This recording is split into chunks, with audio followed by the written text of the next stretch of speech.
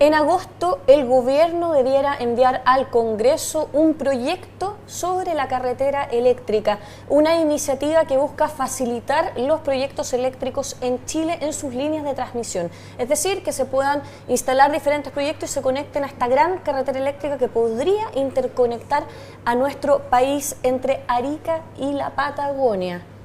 Para hablar sobre los puntos que se han dejado entrever sobre este proyecto que va a ingresar en agosto, estamos con el experto en electricidad, Francisco Aguirre, de Electroconsultores. Muchas gracias por esta entrevista en DFTV. A ver, Francisco, hasta el momento no hemos tenido lineamientos muy claros, salvo algunos dichos del ministro de Energía, de Jorge Bunster, que ha dado algunas luces, como por ejemplo que el proyecto no incluiría la posibilidad de expropiar los terrenos, sino que de establecer servidumbres. Sin embargo, existen ya voces que dicen que esto podría entrampar más el desarrollo de proyectos que se han calificado como urgentes debido a la necesidad de energía que tiene el país. ¿Cómo lo ves?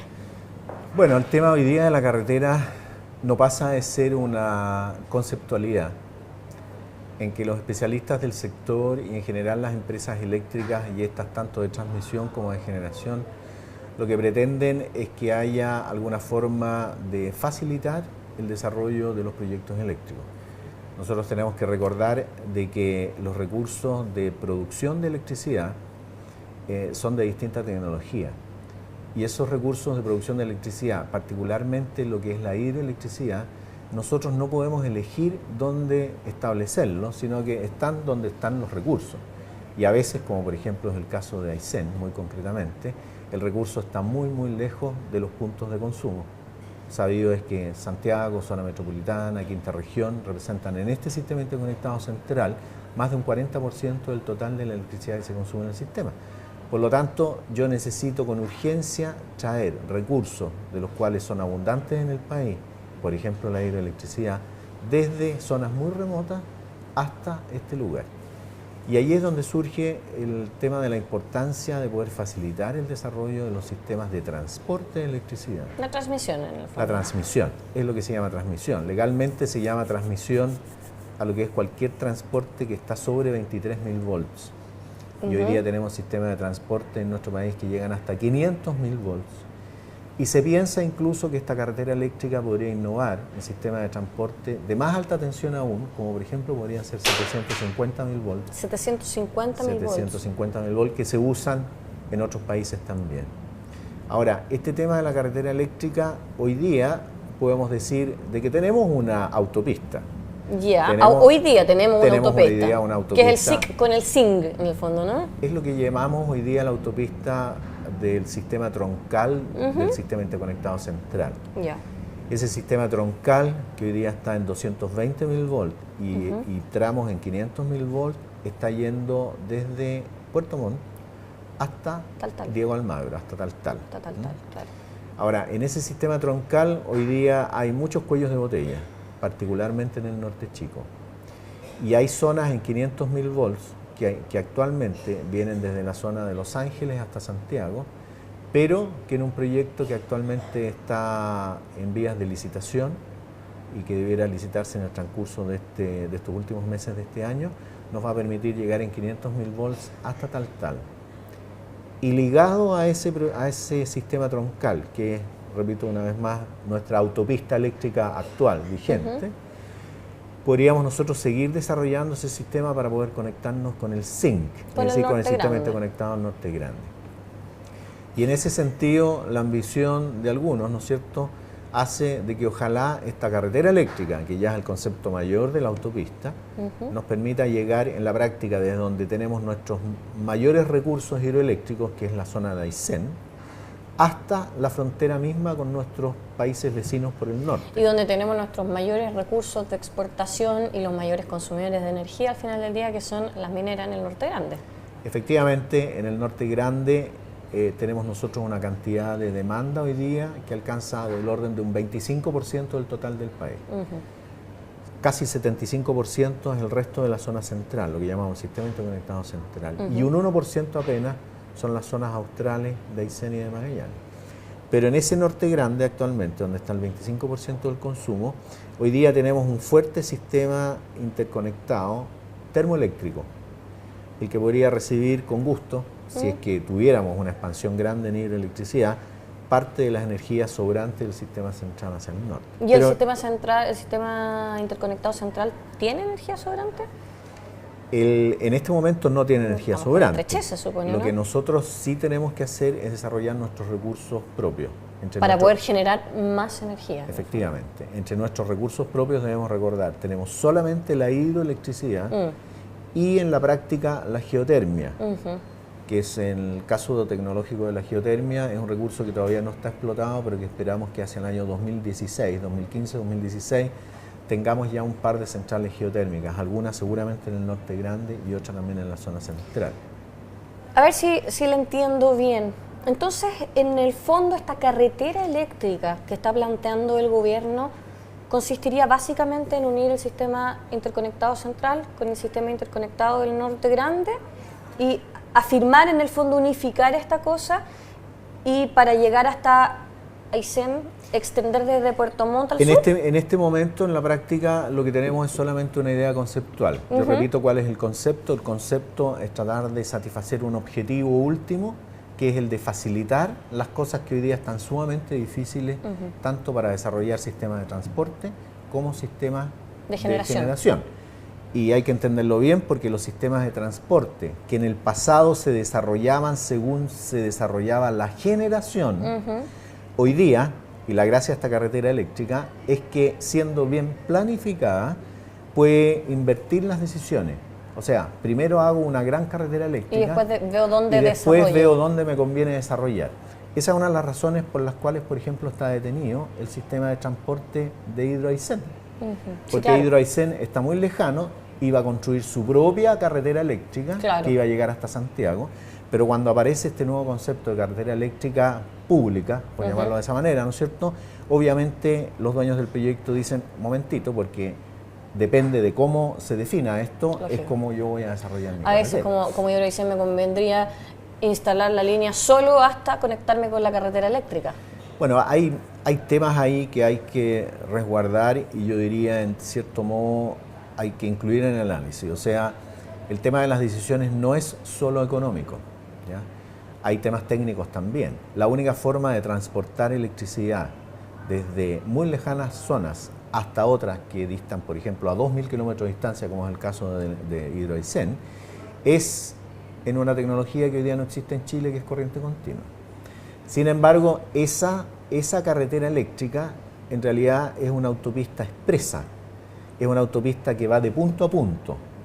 Si hacemos la homologación con sistemas de carreteras viales, ¿no es cierto?, no es una autopista que me permite a mí ir parando y voy hacia el sur en Rancagua, en Curicó, en Talca, en Linares, etcétera, etcétera. Es una autopista que me lleva de un solo viaje de aquí de Santiago, por ejemplo, hasta Puerto Montt,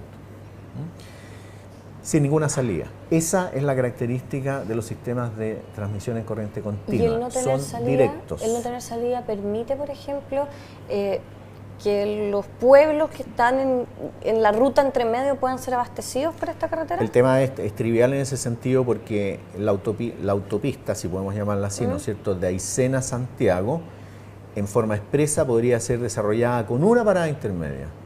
Y esa parada intermedia, que podría ser, por ejemplo, en la zona de Los Ángeles, permitiría que en esa parada intermedia, que es una gran subestación, se desarrollaran los sistemas de transporte en corriente alterna, que es la corriente tradicional, claro, ¿no es cierto?, para abastecer los pueblos que van hacia el norte y los que van hacia el sur. De tal modo que la autopista grande lo que permite es establecer puntos de bajada a partir de los cuales nacen las autopistas pequeñas, por llamarlo de esa manera. Los alimentadores, en el fondo. Sí. ¿Y eso es eficiente? ¿Es más eficiente que corriente continua? O sea, que corriente alterna. Corriente continua es más eficiente para longitudes sobre 1.500 kilómetros. Pero aquí estamos pensando solamente en Aysén alimentando Santiago.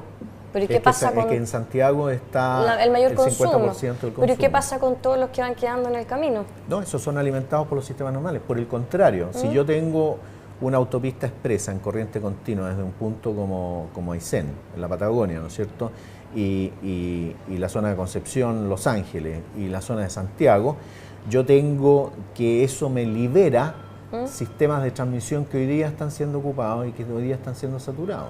Y podrían esos abastecer los costados en el fondo. Sí, pero esto estamos hablando de un desarrollo, obviamente haciendo un paralelo con el tema. Si yo desarrollo una gran carretera eléctrica, lo que obviamente tengo que hacer después es las etapas que vienen de los desarrollos adicionales. De hecho, hoy día la normativa eléctrica habla de un sistema troncal de transmisión y habla de los sistemas de subtransmisión y habla de los sistemas adicionales de transmisión. Entonces yo tengo esas tres categorías de sistemas en que esta carretera eléctrica, que repito hasta el momento es conceptual, sería parte o conformaría en el futuro un gran troncal. Yo esperaría que fuera de Aysén hasta Arica. Y Arica porque así me puedo interconectar con los países vecinos. Francisco, ¿qué le parece hasta ahora la teoría de lo que se ha conversado respecto de esto y sobre todo desde el gobierno? ¿Le parece que es engorroso lo que se está trabajando? ¿Se van a cortar o no los plazos? ¿O podemos finalmente, cuando esto entre al Congreso, como es tan técnico y quieren mandarlo ahora en agosto, puede al final resultar alguna cosa que sea...? A ver, el tema es que se trabaje bien. ¿Y cómo se está trabajando? Hay un tema que yo estoy usando un poco en la academia, que hablo del tuiteo eléctrico. Ya. Hoy día hay muchos temas técnicos, entre ellos temas del mercado eléctrico que se están tuiteando. En el Twitter. Y así lo menciono yo. ¿Y a qué me refiero? A que son, yo diría, manifestaciones espontáneas, sin mayor grado de desarrollo ni de pensamiento, y que son simplemente opiniones muy breves respecto a un tema que técnicamente es un tema que necesita una planificación y necesita un desarrollo y necesita un análisis técnico y económico que es mucho más profundo. Y por lo tanto no se puede tuitear. Por ejemplo. El tema concreto es que estos son temas que hay que trabajar descansadamente. Existe hoy día, por ejemplo, el concepto de volver quizás a una planificación centralizada, particularmente en el tema de la transmisión, y quizás que este tema de la carretera eléctrica represente una suerte de ícono de regreso a la planificación centralizada. Y me explico. Desde los años 40 en adelante, el desarrollo eléctrico del país fue absolutamente centralizado a través de una gran empresa estatal, como la Empresa Nacional de Electricidad, formada a mediados de los años 40 para desarrollar el Plan de Electrificación Nacional. Y ese Plan de Electrificación Nacional tenía tres etapas. La primera etapa era reforzar los sistemas regionales. Una vez que yo reforzaba mis sistemas regionalmente, tenía que interconectar estos sistemas regionales y así se va formando el sistema interconectado. Y una vez que yo tengo un gran sistema interconectado, puedo desarrollar los proyectos grandes con los grandes recursos del país. Ese Plan de Electrificación Nacional, que partió a mediados de los 40, en la práctica terminó en el año 85 con la puesta en servicio del complejo hidroeléctrico Colbún-Machicura, que era una de las grandes centrales pensadas y planificadas en ese gran sistema. De allí nos vamos a un sistema absolutamente privatizado, en que en la práctica los desarrollos inicialmente, tanto de transmisión como de generación, se desarrollan simplemente por la iniciativa privada. Y hoy día se estaría volviendo a que es necesario planificar, por ejemplo, la transmisión. ¿Le parece correcto? A mí me parece correcto y me parece que es de alto valor el que hoy día pudiera existir una gran carretera eléctrica que me permitiera a mí tomar decisiones como dueño, por ejemplo, de proyectos de generación, tomar mis decisiones de poder desarrollo. Para cerrar, ¿qué le parece esto de que no se vaya a expropiar versus que se vaya a entregar en servidumbre y que no haya una franja física delimitada, sino que sean zonas? La carretera no podría quedar de repente ramificada y no como una gran carretera tipo express. La gran duda es cómo el tema conceptual de la carretera eléctrica se va a hacer una realidad física. Hay gente que piensa que tiene que ser una gran franja en la cual todo usuario que quiera expandir sistema de transmisión lo puede hacer. Es probable que eso no sea posible simplemente porque choca quizás con algunos principios o derechos básicos constitucionales. Pero ese es un tema ya de carácter más bien legal. Hoy día existe una normativa de concesiones, existe el poder imponer servidumbre. Existe que si yo impongo servidumbres y hay divergencias con los propietarios de los predios, ¿no es cierto?, pueda actuar una comisión de hombres buenos a resolver el tema y a ver el nivel de las compensaciones que ¿Y qué cree usted que se debería hacer? Eso existe. Yo creo que ese sistema hay que perfeccionarlo. ¿Pero qué le parece a usted? ¿Que deberían ser por expropiación y una gran franja según sus conocimientos técnicos o deberían ser una cosa un poco más dispersa quizás? Lo que pasa es que yo creo que una gran franja expropiada simplemente va a violar derechos constitucionales y por lo tanto va a haber que obtener otro tipo de soluciones. Quizás sea una franja muy amplia que permita de que si alguien tiene discrepancias en el paso del sistema de transmisión por una parte de la franja, bueno, la franja o el sistema se pueda mover. Pero eso hay que dejarle la pega a los ingeniosos del Ministerio de Energía y particularmente a los abogados. Ahora, en Chile hay un tema que es la ley hecha, es la trampa también hecha. Entonces, no tengo ninguna duda que apenas aparezca una norma van a aparecer algunos tratando de alterar un poco el sentido de la norma. Y en términos de eficiencia energética, ¿qué es más eficiente? ¿Una gran franja o no? A ver, en términos de eficiencia económica, o sea, si es eficiencia física, eléctrica, obviamente me conviene tener un gran sistema de transporte con muy alta confiabilidad, pero sí que seguramente va a ser muy caro. Por lo tanto, desde el punto de vista de eficiencia económica, no necesariamente eso sea lo adecuado, porque recordemos que todos esos costos van a ir al consumidor final. Pero si se trata de valores económicos razonables, perfectamente se puede hacer. Yo le pongo un ejemplo súper claro. Hoy día, según la ley eléctrica, si yo conecto el SIC con el ZINC, quienes tienen que pagar esa cuenta son los favorecidos. Y los favorecidos tendrían que pagar del orden de $15 por megawatt hora adicional a cifras del orden de 100, 120 dólares por megawatt hora, o sea, un 10-15% más por la electricidad si es que tuviera ese sistema de transmisión. Pero sin embargo, si usted hace un cambio de normativa que, como en Perú, por ejemplo, distribuya los costos de estos grandes sistemas de transmisión entre todos los usuarios, esa cifra baja a $1,5 por megawatt hora, o sea, baja a la 10ª parte. Y cuando usted paga $1,5 por megawatt hora adicionales, en estricto rigor, hoy día estaríamos pagando muy poquitito más. Porque, pero entre todos. Entre todos. Si usted se fija en su cuenta eléctrica absolutamente doméstica, usted paga del orden de $1 por kilowatt hora adicional por el uso del troncal.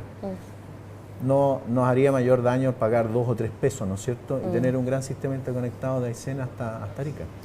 Bueno, se nos acaba el tiempo.